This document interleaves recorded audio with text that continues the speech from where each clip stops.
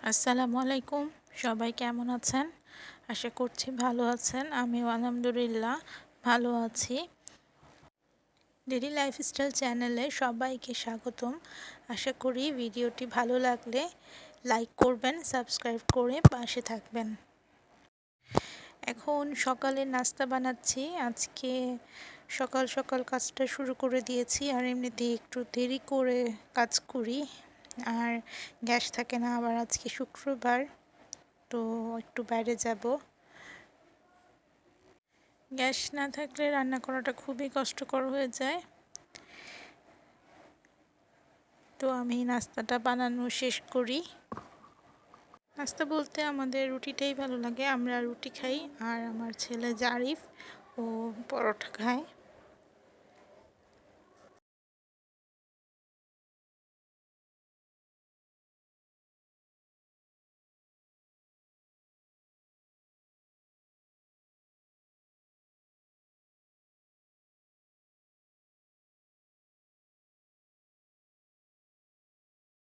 আর এখন আমি টুকিটাকি যে বাজারগুলো করা হয়েছে সেগুলো গুছিয়ে রাখছি। আর অনেকগুলো ডাল নিয়ে আসছে, সেগুলো আমি একটা বক্সে করে রেখে দিচ্ছি।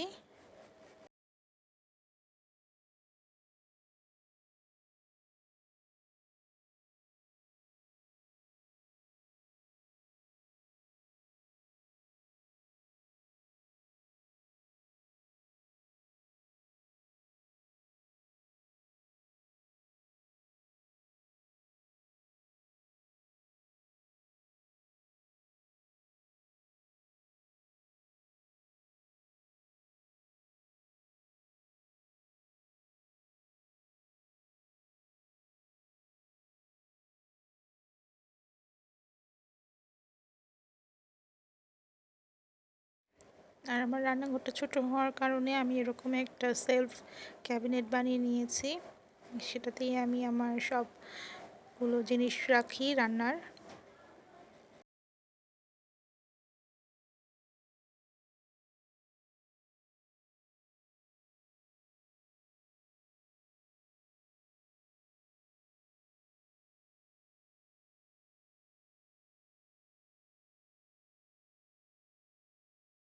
আমি ২ রকম সাবান নিয়ে আসে, সার্ফ এক্সেল আর হুইল। সার্ফ এক্সেল দিয়ে আমি আমার যে কাপড়-চোপড় আছে সেগুলো ওয়াশ করি। আর হুইল দিয়ে এমনি যে টুকিটাকি যা কিছু কাজ করা হয়, অনেক সময় একটু ঘরটা মুছতেও প্রয়োজন পড়ে তখন।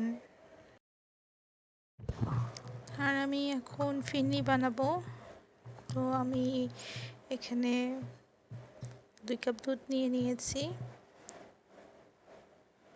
আমি এখন চালগুলো দিয়ে দিচ্ছি। চালগুলো দিয়ে আমি এখন চুলায় বসিয়ে দিব। চালটা সিদ্ধ হয়ে গিয়েছে, আমি এখন চিনি দিয়ে নামিয়ে নিব। আর এখন বেগুনটা ভেজে নিচ্ছি। তেলটা গরম হয়েছে, আমি এখন বেগুনগুলো দিয়ে দিচ্ছি। বেগুনগুলো ভাজা হলে তারপর আমি অন্য যে রান্নাগুলো আছে সেগুলো করে নিব। আর গ্যাস নাই যেহেতু, আমি তাই কারেন্টের চুলায় রান্না করছি।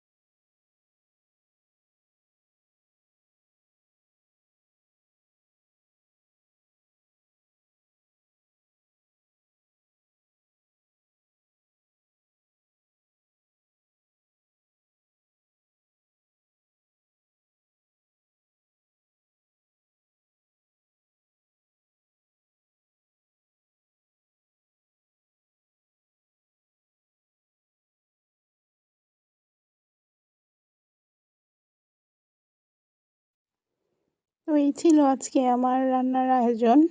চিংড়ি মাছের দো পেঁয়াজি, ইলিশ মাছ ভাজা, বেগুন ভাজা আর ডাল। আজকে যেহেতু একটু বাইরে যাব, সেহেতু আজকে সিম্পল রান্নাটাই করেছি। আশা করছি সবার ভালো লাগবে। আসসালামু আলাইকুম।